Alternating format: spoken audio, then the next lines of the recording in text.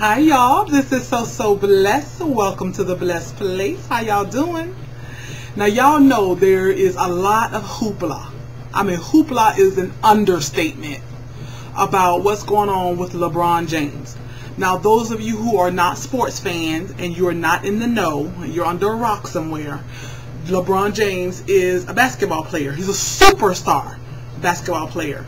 And he was with his former team for 7 years, which is the Cleveland Cavaliers. Well, his contract was up with them, and he left the Cleveland Cavaliers of 7 years to go with another team, the Miami Heat. Now, that was just a little bit of information for those, because, you know, sports does not consume everybody's life, all right? So, he just made the decision, made the announcement of the decision last night. Yeah, last night. And so it was a lot of hoopla, and needless to say, Cleveland, Ohio, and all the Ohio fans, well, I won't say all, a lot of them are in an uproar.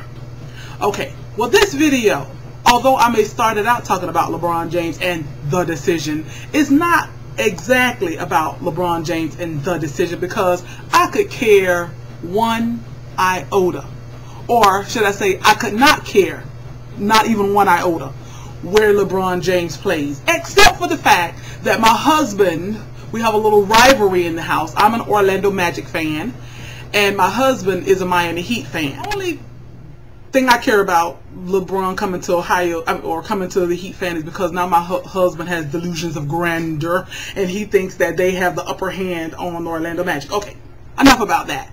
But just hearing all this hoopla about LeBron James and how Cleveland and the Ohio fans are just feeling so jilted, and the owner of the Cleveland Cavaliers feeling so jilted, and how they're just in an uproar, they're rioting, they're burning his jersey, they're saying all kinds of nasty things about him. And okay, how they feel is how they feel, and I'm not going to get into all the nonsense that they're doing.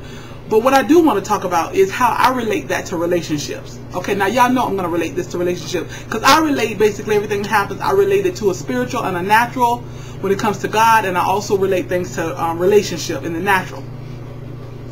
And y'all, some of y'all probably watching all of this and saying that's just ridiculous how they're acting. But you know what?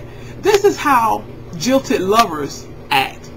This is how I think it's ridiculous how people act when a lover leaves them. Because the way Cleveland's acting is like a LeBron James he done cheated on them with another woman. I mean, y'all, they acting like he done pulled the Tiger Woods times 10 on them. That's how a lot of times we act in relationships. When our husband, wife, mate, lover decides that they want to move on, when that contract is ended, when that time is up, when they ain't feeling you no more, and they decide that it's time for them to move on, this is how we act. We just get, sometimes we get angry, we get violent, we get depressed, I mean, I understand we are human, and we are going to have human emotions. I understand that. My husband and I were talking the other day, and we were talking about this very thing even before the LeBron decision. We were talking about how people act when there's a breakup. And I was telling him, even back in high school, my high school sweetheart, honey, I was in love, y'all. Y'all couldn't tell me it was puppy love, because it wasn't, honey. It was a real thing. And I was in love. And we were together from my 11th grade, 12th grade year, and my first year of college. And y'all, he did me wrong, but I am not going to digress and go into how this man did me. But y'all, I cried, I mean, human emotion. I cried for about a week. And honey, that's all he got, was about a week. From the day that he left me crying in his bed while he went to another woman's bed, which I wasn't but 19, I shouldn't have been in nobody's bed. But anyways, when he left me crying in his bed, that's the last time I talked. I didn't call him. I didn't leave messages on his voicemail. I didn't stalk him. I didn't break all the windows out of his car. I didn't burn his clothes. I didn't bleach his clothes. I didn't pull a Bernadette on him and burn up his clothes and smoke my cigarette, although that was good, girl. I didn't, you know, and I know I'm not saying everybody's the same. Everybody, human emotions are not the same. You know, just because I didn't do this, I'm not saying you shouldn't do this. But what I'm saying is, yo, don't make one person your entire world. That now when the covers are pulled back, or when the mat is pulled from under you, you feel like there is nothing left for you. No, I mean, get your emotions out. Have your cry. You know what I'm saying? Have your time of mourning if that's what it takes. But move on, people. Move on, because you are more than enough by yourself. You and God and your family, and those who don't even have family, you and God, you are more than enough. You don't have to be violent. You don't have to, like I say, break windows. You don't have to stalk somebody. Recently my husband and I were talking about this the other day, because we have quite a few young people in our church, and especially young men. And y'all should see the way these young women act like they can't breathe without these young men. I mean, literally. Come on, people. Come on, ladies. First of all, ladies, it's got to start with us. It's got to start with us, so that we can teach our daughters and our nieces and nephews that you can breathe without them, that you can live without them, that you can move on, that people are in your life for a reason and a season, and sometimes that reason has served its purpose and that season is gone, and that season sometimes is far spent. Oh my goodness, I'm just passionate about this. I am just passionate about this. As much as I love my husband, I love that man, and God knows I hope and pray that he does not go anywhere. But honey, I'm going to cry if he decides that there is something else better for him. I'm going to cry. Honey, I'll probably lose some weight. Y'all be like, you're falling off, girl. But you know what? I will survive. I will survive, because I am a survivor.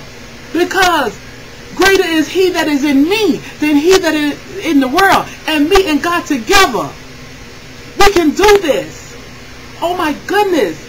I'm just so passionate about women just giving themselves 110% totally to a man that you're like a puppet on a string where you can't survive without him. Yes, you can. Yes, you can. How is this man treating you? Is he good to you? Is he loving? Is he kind? Is he patient? Is he honest? Is there integrity? If you are not getting all of those things, don't be with him just to have someone, just for the kids. Because what are you teaching your daughters and your sons?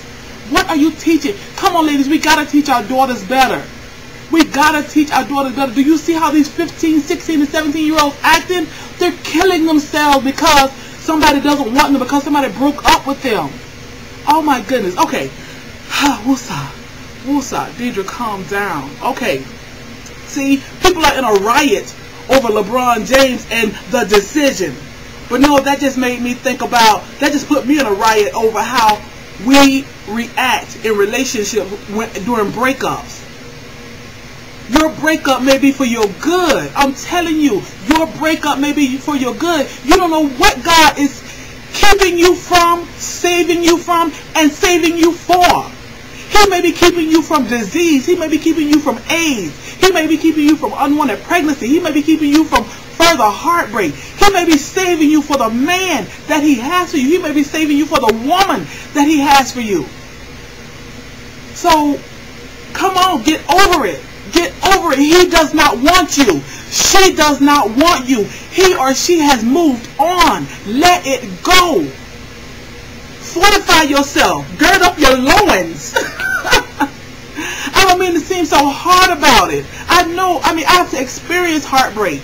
Believe me. And it wasn't just my high school sweetheart. I experienced heartbreak with my daughter's father. Oh my goodness, that's a whole nother story. I have experienced heartbreak, so I don't want to seem heartless about this matter. But my heart is passionate about men and women, especially women. I know I keep referring to the women. Men, I know you're in there too. You have experienced heartbreak. Women have done you dog wrong because they want the thug that don't want them. And you're the good guy. You're the kind guy. You're the loving guy. You're the chivalrous guy. But no, they don't want you because they want the thug that don't want them. So I know you have experienced heartbreak too. So I don't mean to leave you out. But you know my passion is just for women.